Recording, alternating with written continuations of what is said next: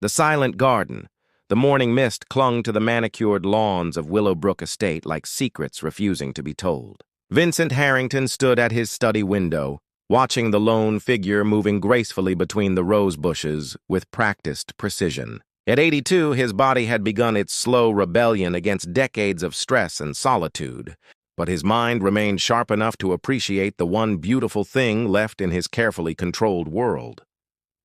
Rosa Martinez had been tending his gardens for 7 years, yet Vincent knew surprisingly little about her personal life.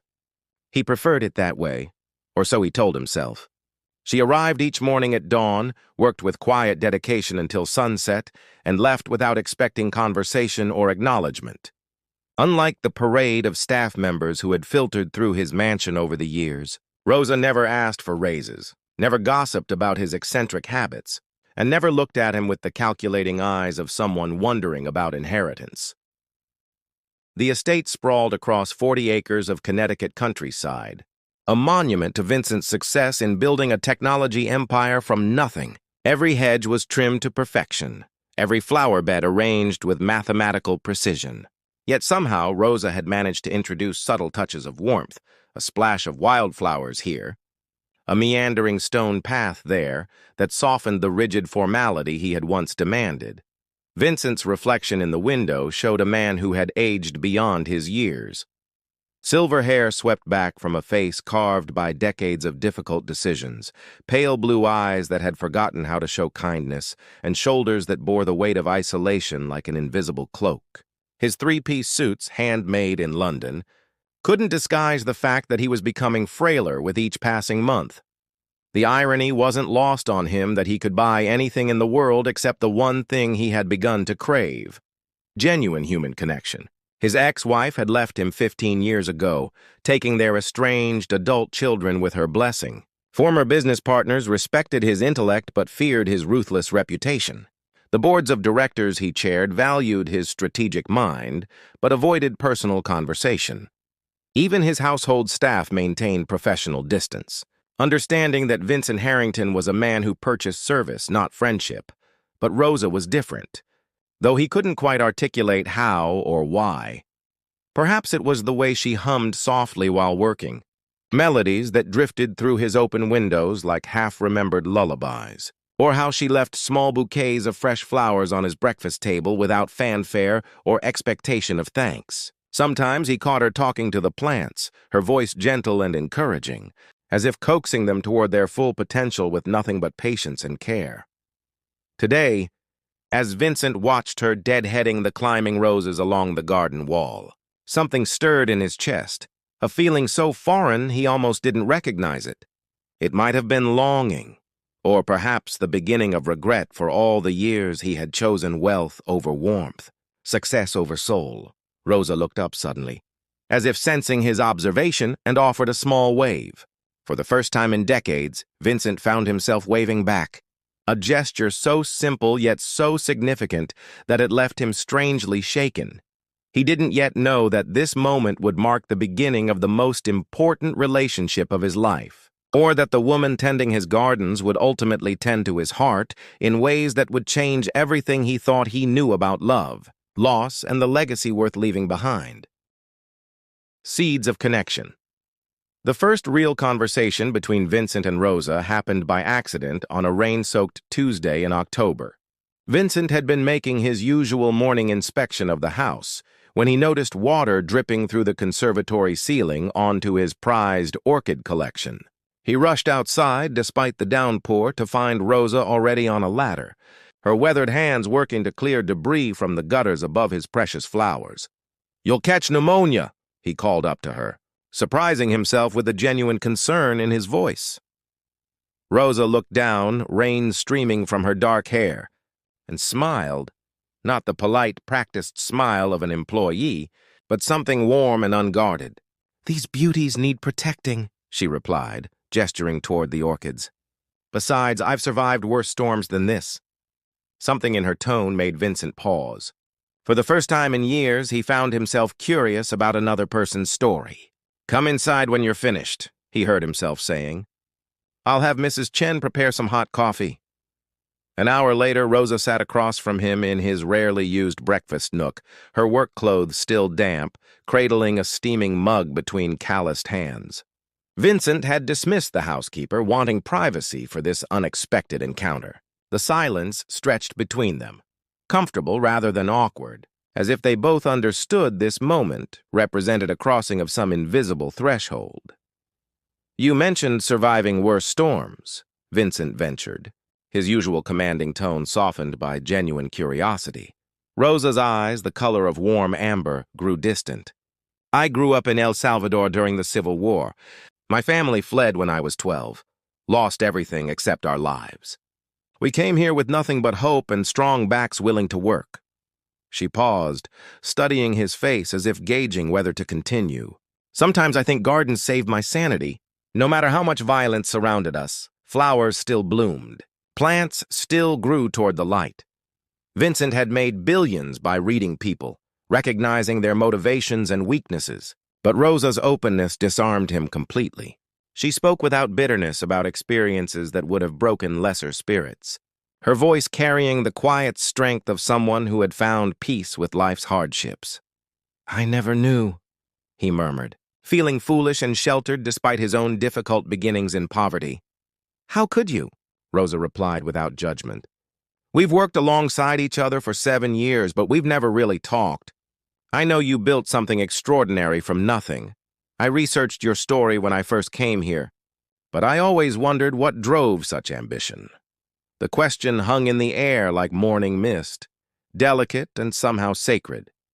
Vincent found himself sharing stories he hadn't spoken aloud in decades, about his childhood in a Detroit slum, his mother's death from preventable illness because they couldn't afford proper medical care, his fierce determination never to be vulnerable again.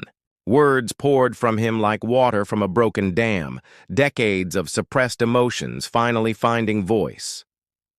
As autumn deepened into winter, their morning conversations became routine. Rosa would finish her outdoor work earlier as the days shortened, and Vincent would find excuses to seek her company. She taught him the names of flowers beyond roses and orchids, explaining how different plants supported each other in the ecosystem she had created. He shared stories of his travels, describing cities and cultures she had only seen in books. Their relationship defied easy categorization. She remained his employee, but increasingly felt like something more precious. A friend, perhaps the first real friend he had made in 40 years. Rosa's wisdom came not from formal education, but from lived experience and natural intuition. She helped him see his vast estate, not as a monument to his success, but as a living testament to beauty and growth. "You know what I love most about gardening?" Rosa asked one December morning as they watched cardinals at the bird feeder outside his study window. "Tell me," Vincent replied, genuinely interested. "It teaches patience. You plant seeds not knowing exactly what will grow or when or how beautiful it might become. But you tend them anyway, with faith that something wonderful is possible." She glanced at him meaningfully. "People are like that too, I think. We're all gardens waiting to bloom, no matter how late in the season." Vincent felt something shift inside his chest, a warmth that had nothing to do with the fireplace crackling nearby. For the first time in decades, he began to believe that perhaps it wasn't too late for his own dormant seeds of humanity to take root and flourish. Rosa was teaching him that wealth meant nothing compared to the simple joy of watching something beautiful grow, whether it was a flower reaching toward sunlight or a friendship blossoming against all odds in the winter of his life. The weight of regret by spring, Vincent's health had begun its noticeable decline. The shortness of breath that had plagued him for months worsened, and his doctor, Dr. Patricia Williams, delivered news that Vincent had been dreading, yet somehow expecting. His heart, weakened by decades of stress and isolation, was failing. The treatments available might buy him months, perhaps a year if he was fortunate. "I want to see the garden bloom one more time," Vincent told Rosa the morning after receiving his diagnosis. They sat together on the stone bench he had installed years ago but never used until she came into his life. The cherry trees were beginning to bud and daffodils pushed through the last patches of snow with determined optimism. Rosa's hand found his, her touch gentle but steady. "Then we'll make sure it's the most beautiful spring this garden has ever seen," she said simply. But as Vincent watched the world awakening around him, the reality of his mortality forced him to confront the wreckage of relationships he had left behind. His daughter Emma lived in Seattle with his 2 grandchildren he barely knew. His son Marcus had moved to London, following his mother's path of putting an ocean between himself and his father's toxic ambition. Phone calls went unanswered. Birthday cards remained unacknowledged. The fortune Vincent had built as a legacy for his children had instead become a wall between them. "I destroyed my family," Vincent confessed to Rosa one afternoon as they planted the herb garden she had suggested. His hands, once steady enough to sign billion-dollar contracts, trembled as he pressed basil seeds into the rich soil. "Did you destroy them, or did you lose them?" Rosa asked, her tone gentle but probing. "There's a difference, you know." Vincent considered this distinction as he had once analyzed complex business deals. "I chose work over their school plays. I missed birthdays for board meetings. I taught them that success was measured only in dollars and deals won." He paused, dirt cool between his fingers. "When my wife begged me to come to family therapy, I sent my assistant to reschedule 3 times before she finally gave up. I told myself I was building security for their future, but really I was just afraid of being vulnerable." "Fear makes us do terrible things sometimes," Rosa observed, settling compost around the tomato seedlings.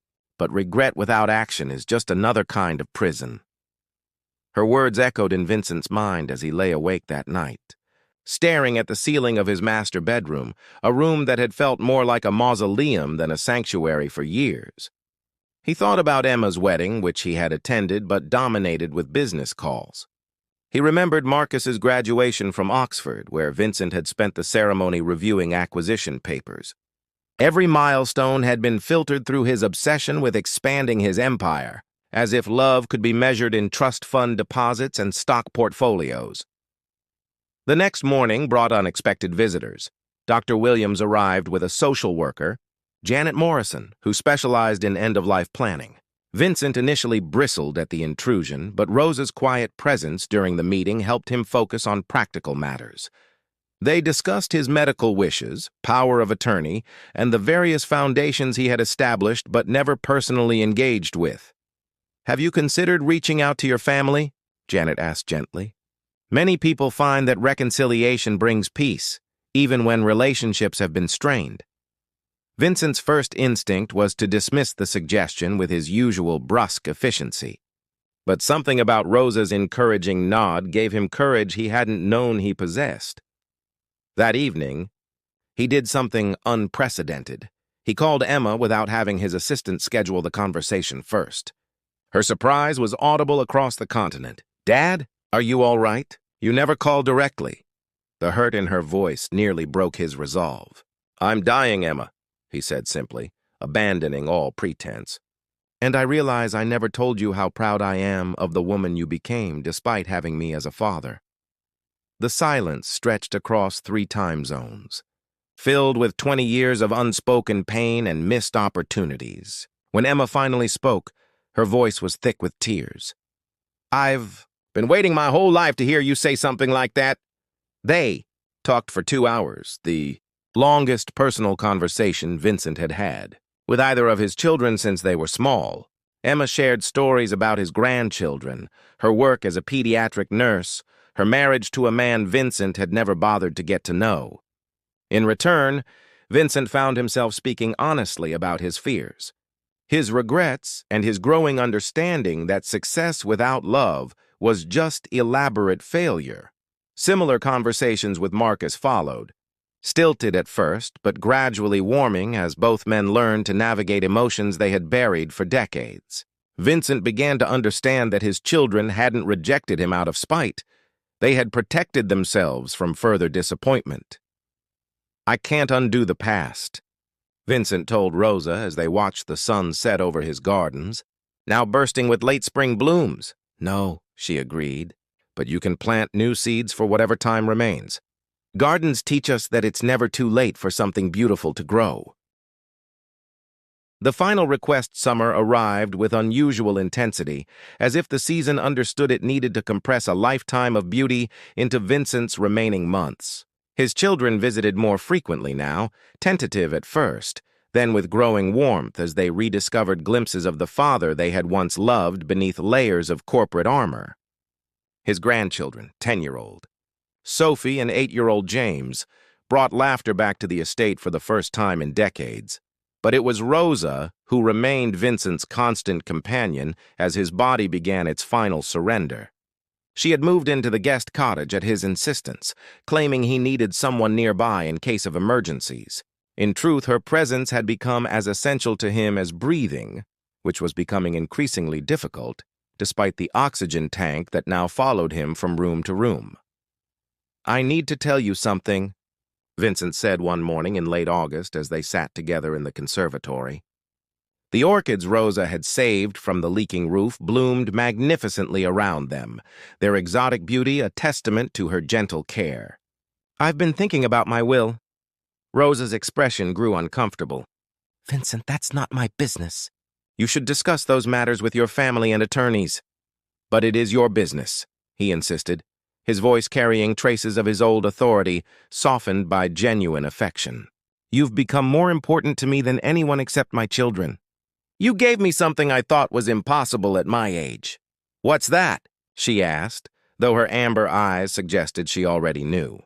"You taught me how to be human again, how to find joy in simple things, how to love without expecting anything in return." Vincent reached for her hand with fingers that had grown thin, but whose grip remained surprisingly strong.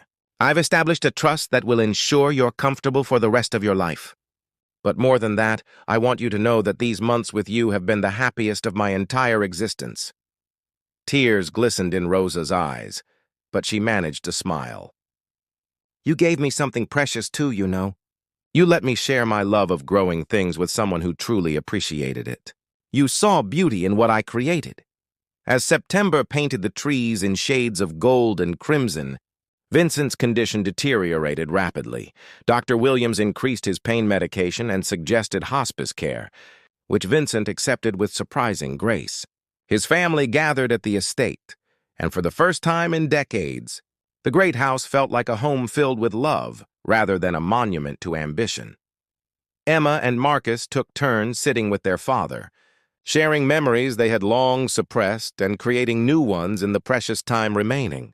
Sophie and James brought him drawings of flowers and butterflies, which Rosa helped them plant in a special section of the garden designated as Grandpa's Corner.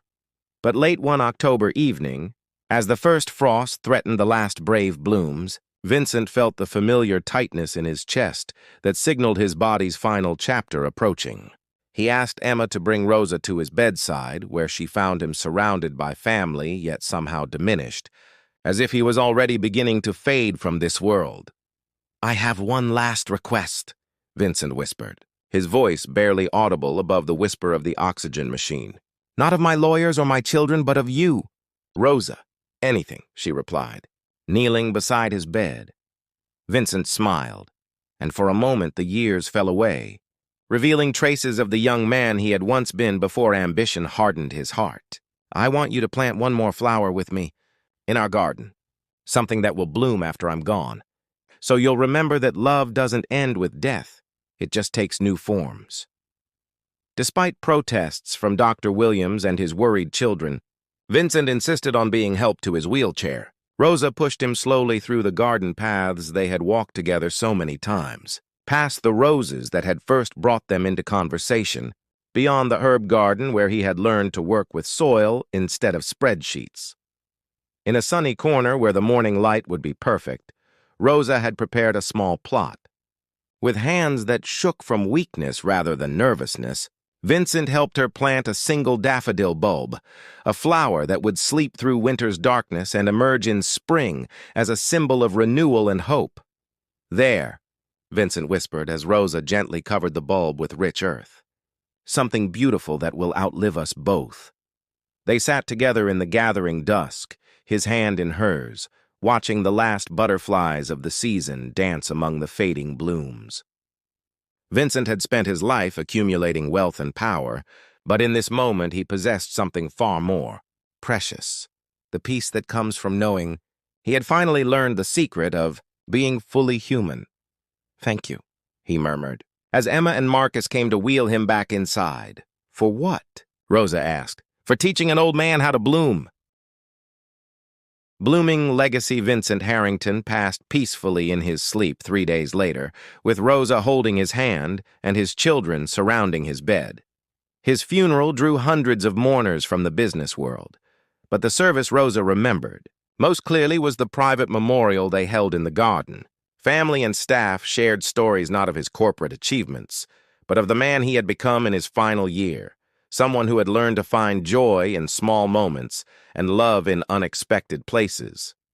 2 weeks after the funeral, the family gathered in Vincent's study for the reading of his will. His attorney, Robert Sterling, had served the Harrington family for over 30 years and had watched with amazement as Vincent's priorities shifted dramatically in his final months.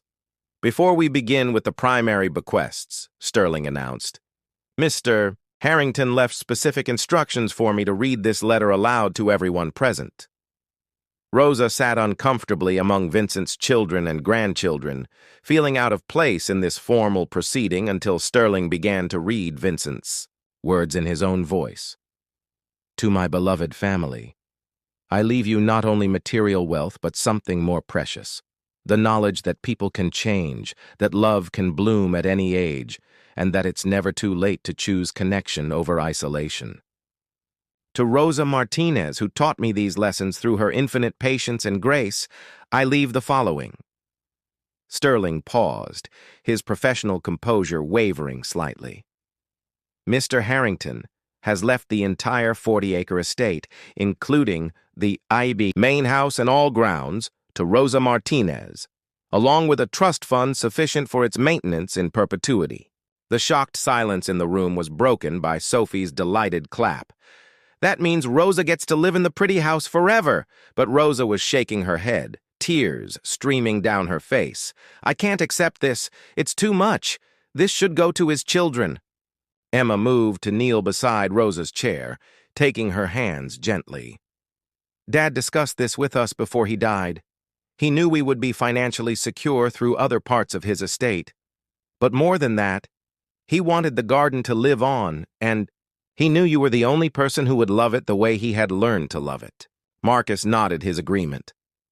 "He also said something else, that he hoped you might consider opening the gardens to others. Families who needed beauty in their lives, children who had never seen flowers grow, people who needed to learn what he learned from you." Sterling cleared his throat and continued reading. "Rosa, my dear friend, I am not giving you a burden but a blessing. I hope you will transform this monument to one man's ambition into something far more beautiful, a place where people can discover the same joy you brought into my life. Make it bloom for others the way you made my heart bloom when I thought it was too late for such miracles." Over the following months, Rosa worked with Vincent's children to establish the Harrington Memorial Gardens, a non-profit organization that opened the estate to the public while preserving its essential character. School groups came to learn about plants and ecosystems. Therapy programs brought patients recovering from trauma to find healing in the peaceful surroundings.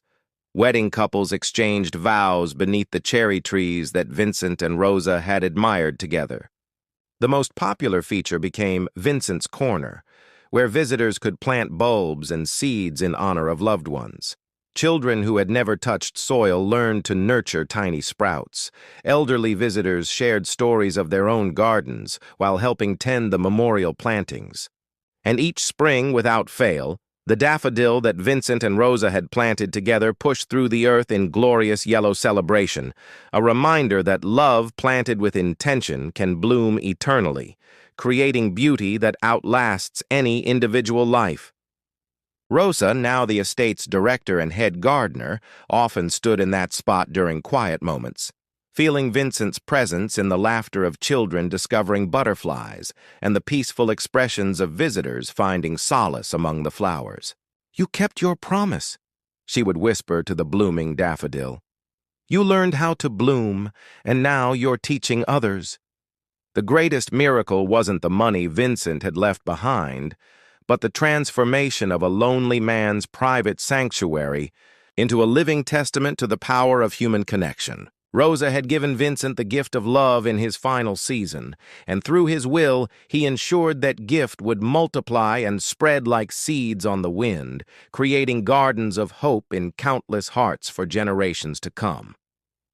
In the end, Vincent Harrington's true fortune wasn't measured in billions, but in the simple truth Rosa had always known, that anyone at any age, in any season of life, could learn to bloom again if they opened their heart to love's transforming power. The gardens bloomed eternal, as did the love that created them.